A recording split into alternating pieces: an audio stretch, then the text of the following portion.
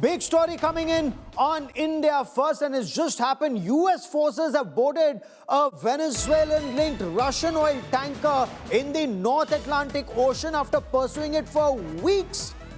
The vessel, formerly known as Bella 1 and now called Marinera, was sanctioned for allegedly smuggling cargo connected to the Hezbollah. And this merchant vessel was apparently evading a US blockade around Venezuela. So US Navy ships and aircraft, they were tracking this vessel in the North Atlantic Ocean. US military, US Coast Guard personnel, they were tracking this ship, and as soon as they got a nod from Washington, D.C., they have now taken control of the ship and they've handed it over to law enforcement agencies, and this follows an extended chase in the North Atlantic Ocean. So the ship was on the high seas.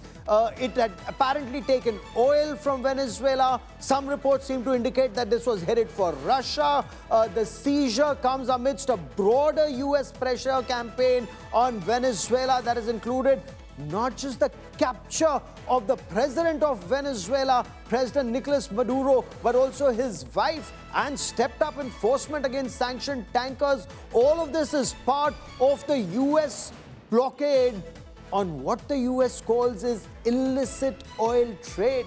The tanker had previously reflagged itself under Russia and attempted to escape interception. Now this raises huge tensions with Moscow if the US forces have actually boarded, intercepted and taken control of a ship that had reflagged itself and claimed to be a Russian merchant vessel.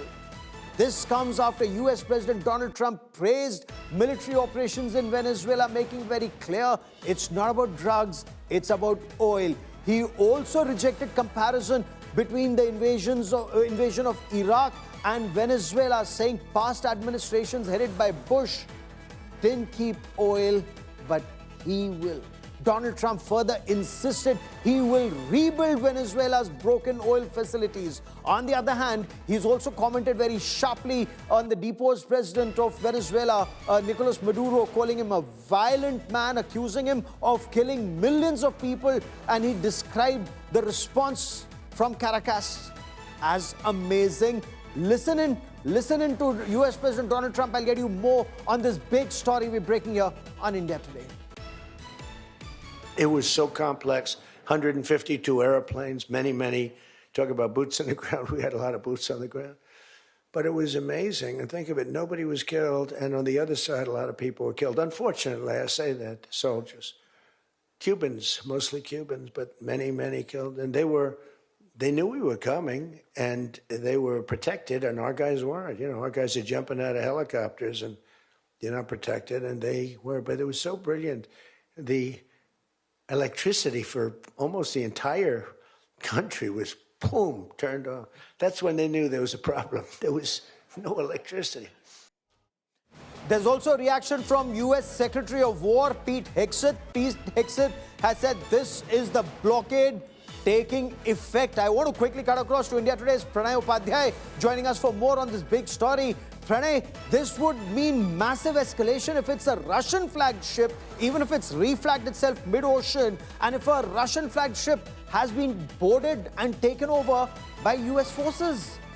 Absolutely, Gaurav. This is going to be a big thing. And, as per the Russian news agency and Russian media outlets, the US European Command has confirmed the detention of a Russian-flagged ship, Marinera, a tanker ship in the Atlantic Ocean. And also, there is a social media post put out by the US Southern Command stating that they have detained a stateless ship. So apparently there are detention about the two ships. We have to verify the details about both these ships. Are they two different ships, or the one ship is being referred in these two? So the social media post. But definitely US has proved that they are deploying their naval blockade in the region, and they will not let. You have heard President Donald Trump and also Secretary Marco Rubio, who was standing along President Donald Trump, and clearly stated that US Navy will ensure that no oil tanker will either approach Venezuelan coast or will come out of the Venezuelan Russian coast, and the US Navy is going to ensure it. So this Operation Southern Spear is in full swing in the Caribbean, and the tanker which is detained by the aborted by the US naval troops and military troops, now it's being handed over to the US Coast Guard, and it is being towed to the US mainland for the further action. Amazing. And this is step one. What would this mean for Russia? What would this mean for China? We'll track that story very closely. Stay with me for a moment. There's more breaking news coming in. So we're getting in a reaction from Moscow.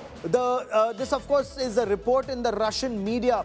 Russian media reports say Moscow is closely monitoring the situation, and this has been described as an abnormal situation around its tanker. The Russian Foreign Ministry told journalists in Moscow that the vessel is sailing legally in international waters under the Russian flag. Moscow claims, despite being nearly 4,000 kilometers from US shores, the civilian merchant vessel, a tanker, was shadowed for days by the US and other NATO assets, and this has raised very serious security concerns.